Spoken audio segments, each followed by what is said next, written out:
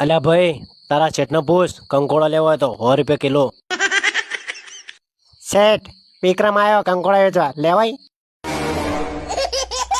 2 kilo લેતા. જી સાહેબ. મને હું ખબર તમે ખો કે 2 કિલો વાળમાં વેણતા હોય. કહેવાનું ના હોય, લાવી દેવાનો હોય. પૈસા તને ના આપી તો 2 કિલો ના.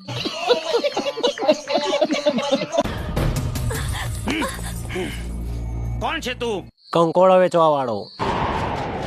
અને ગામે ગામે વેચું છું. તારે લેવો છે? 100 રૂપિયા કિલો.